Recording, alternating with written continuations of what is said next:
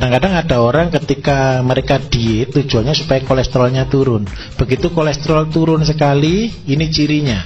Kalau kolesterol terlalu rendah, kita akan sering menggigil. Saya ulangi, kalau kolesterol kita terlalu rendah, kita sering menggigil.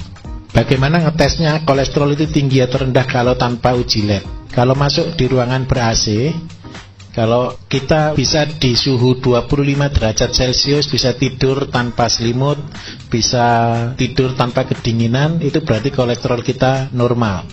Tetapi ketika kolesterol kita tinggi, kita minta suhu lebih dingin lagi baru bisa tidur. Jadi kadang-kadang ada orang tidak bisa tidur kalau tidak pakai kipas angin, tidak bisa tidur kalau tidak buka baju. Itu sudah salah satu ciri kolesterolnya dia pasti tinggi. Ini saya ajari ngecek kolesterol tanpa uji lab. Tetapi ketika nyenengan tanpa pakai apa-apa tapi pagi-pagi menggigil kedinginan, karena suhu sebenarnya biasa saja, itu sebenarnya kolesterol sudah normal. Tapi dampak sakit dari kolesterol itu bisa macam-macam. Gara-gara kolesterol bisa ke jantung. Gara-gara kolesterol bisa tensi menjadi tinggi, tekanan darah menjadi tinggi. Terus yang ketiga, gara-gara kolesterol kita itu bisa sakit asam urat. Asam urat, kolesterol, mah, itu penyakit sepele. Tapi saya katakan jujur, 3 penyakit ini tidak ada obatnya. Saya ulangi, 3 penyakit ini sampai hari ini kalau jenengan pakai obat medis, ini tidak ada obatnya. Karena itu saya selalu bilang kita harus hidup sehat di sini. Jenengan kalau mendengarkan saya waktu di radio, saya selalu tekankan untuk GHS, gaya hidup sehat. Kenapa kok ini penting sekali? Sekali orang kena kolesterol, seumur hidup dia terikat dengan obat. Sekali orang kena asam urat, seumur hidup dia butuh obat. Nah, karena itu mari betul-betul diperhatikan supaya ini betul-betul lebih pas seperti itu ya. Bagaimana cara mengatasi kolesterol? Yang pertama, yang tidak boleh dimakan kalau kita kena kolesterol adalah yang berlemak. Seluruh lemak itu tidak baik. Ada lemak kaku, ada lemak tidak kaku, ada lemak warna kuning, ada lemak warna putih. Sama-sama tidak baik. Satu-satunya lemak di dunia yang menyehatkan itu lemaknya ikan. Lemak ikan itu adalah lemak yang tidak jahat, tapi itu yang dibutuhkan oleh tubuh. Lemak ikan itu nanti mengandung omega 3 dan omega 7 dan omega 9. Itu ada di lemak ikan. Tetapi kalau lemak-lemak binatang di darat, seperti lemaknya ayam, lemaknya kambing, lemaknya sapi, itu semua adalah racun. Jadi minta tolong kalau beli bakso, kalau bapak ibu mau jual bakso, kalau mau betul-betul niat ingsun untuk betul-betul cari barokah, untuk nolong orang, kalau masak apa-apa lemaknya dibuang saja. Lupa enaknya itu di lemak, ya enaknya di mulut tapi penyakitnya seumur hidup. Betul kan ya? Enak di mulut, betul. Waktu makan tuh enak. Apalagi kalau bakso ada lemaknya mengkilat, timbul-timbul begitu toh. Nikmat sekali. Tapi ingat baik-baik, nikmatnya cuma hari itu, tapi nanti sakitnya seumur hidup. Pilih mana? Karena itu saya nyatakan pilih yang sehat. Nah, jadi hindari lemak. Terus yang kedua, minyak. Minyak kita, ya ini sedih saya sebenarnya. Kita Indonesia ini sangat tergantung dengan minyak. Karena apa? Memang makanan yang digoreng dengan minyak itu jauh lebih gurih daripada direbus ataupun dikukus ataupun dibakar. Tetapi ini triknya supaya kita tetap bisa menggoreng tapi tetap sehat. Jadi kalau menggoreng sesuatu harus sekali pakai. Kenapa kok sekali pakai? Saya kasih tahu Bapak Ibu cara buatnya minyak. Minyak yang kita konsumsi hari ini adalah minyak-minyak dari kelapa sawit. Minyak dari kelapa sawit itu minta maaf, saya kasih tahu ya, bukan dari kelapanya. Dan bukan dari, kalau kelapa itu kan ada sabut, ada batok, ada kelapa, betul ya? Bukan dari kelapa itu. Minyak kelapa sawit yang paling banyak sekarang ini dari janjangnya kelapa sawit. Sabut dan tali benangnya apa janjang. Kalau yang betul-betul minyak yang dari kelapanya itu mahalnya minta ampun. Nggak mungkin nutut kalau kita dijual. Jadi maaf saya katakan, kita ini konsumsi minyak yang paling jelek sekali. Karena itu harus dipanaskan di suhu 750 derajat baru keluar minyak. Suhu 750 derajat itu jenengan masukkan plastik ini masuk hilang. Jenengan masukkan apapun di dalamnya hilang. Itu racun tingkat tinggi. Karena itu kalau kita goreng pakai itu memang hari ini lebih cepat. Jenengan kalau ciri yang sudah tahu minyak kelapa zaman dulu yang hidup sudah di 3 generasi, jenengan bisa membedakan. Keripik zaman dulu dengan keripik zaman sekarang beda. Keripik zaman sekarang itu jauh lebih renyah dibanding dengan yang dulu.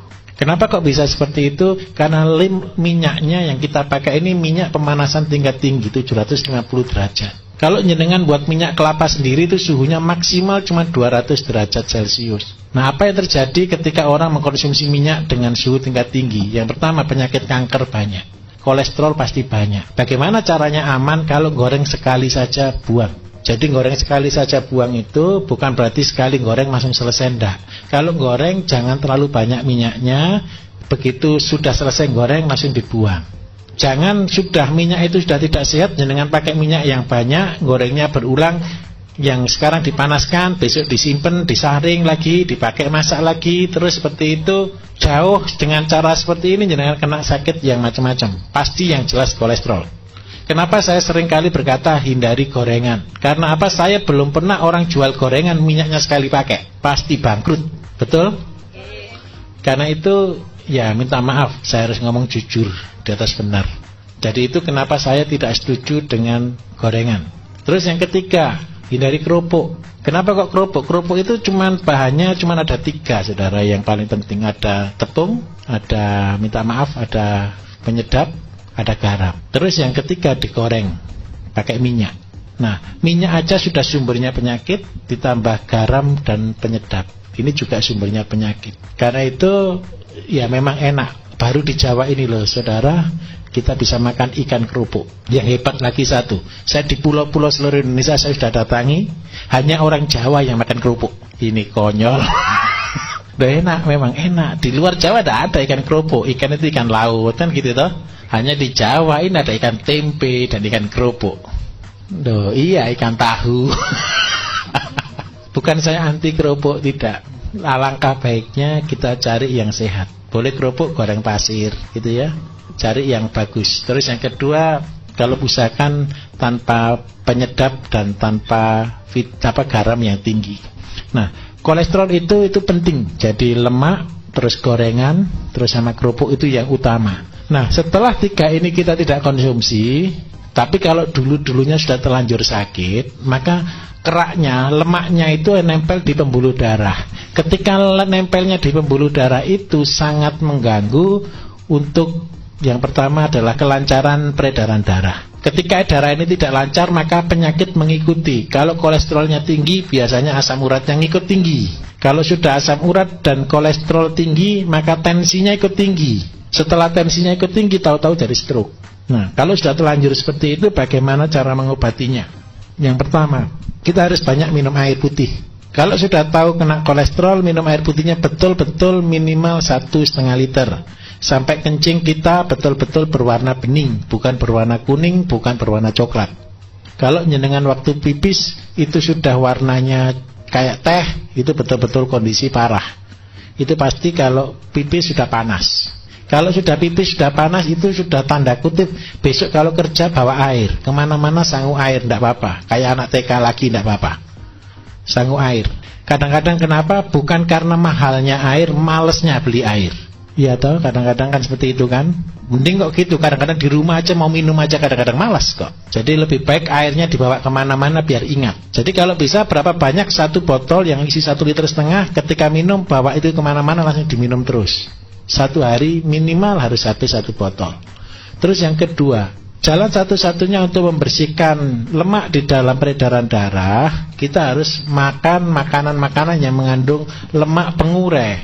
Lemak pengurai itu ada di mana? Lemak pengurai yang pertama, bagi kolesterol, usahakan makan buah yang mengandung lemak. Contohnya apokat. Jadi Bapak Ibu yang penderita kolesterol, usahakan 1 minggu bisa makan apokat minimal 1 kali. Syukur-syukur bisa 2 kali. Itu untuk membakar. Jadi lemak yang baik itu untuk melawan lemak yang tidak baik. Kemudian yang kedua, harus dibuka salurannya. Membuka salurannya itu dengan cara apa? Paling gampang ada 2. Kenapa sih saya sarankan 2? Kalau bahan dari luar negeri banyak sekali, tapi 2 tanaman yang saya pakai andalan itu seledri dan kacang panjang. Itu sudah luar biasa. Saya kasih kesaksian Bapak Ibu. Teman saya gagal ginjal, sudah setiap minggu dia sudah cuci darah sudah 2 kali. Kemudian dia betul-betul taat. Jadi dia betul-betul taat melakukan semuanya. Terus saya resume, saya kasih petunjuk untuk dia pakai 1 hari 1 ikat seledri diminum 1 hari.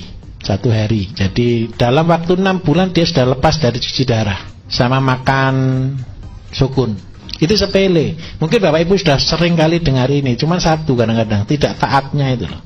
Ketika jenengan taat, saya yakin pasti berhasil. Dan harusnya ketika jenengan mengikuti apa yang saya ajarkan di radio, semuanya sudah pinter semua. Jadi minta maaf, jangan jadi dukun tapi jangan jadi dukun, jadilah manusia sehat. Jadi kan semua resep kan ada di sana. Itu tadi. Jadi seledri dan kacang panjang. Apa cirinya? Seledri itu bentuknya pipa, kacang panjang itu bentuknya otot.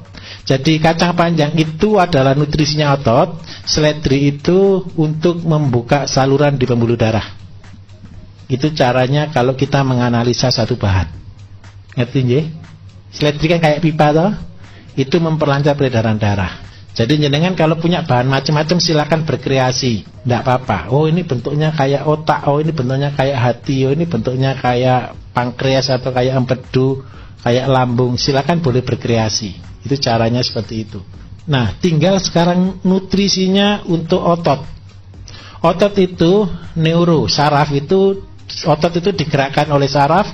Saraf itu neuro ya, neuro ada makanannya sendiri. Apakah makanan saraf? Makanan saraf itu adalah vitamin B1, B6, dan B12. Itu adalah makanan saraf. Makanan saraf yang paling bagus ada di mana? Makanan saraf itu kalau kita beli vitamin B1, B6, B12 itu mahal. Tetapi kalau kita mau murah itu ada di dalam bekatul. Kenapa saya sarankan mesti pakai bekatul, mesti pakai tajin? Karena apa? Disitulah makanan saraf kita. Jadi kalau saraf kita digelontor, dibersihkan, tapi dia tidak ada makanannya, lama untuk koneknya, lama untuk pemulihannya. Nah itu caranya. Jadi sudah jelas kira-kira? Sangat jelas.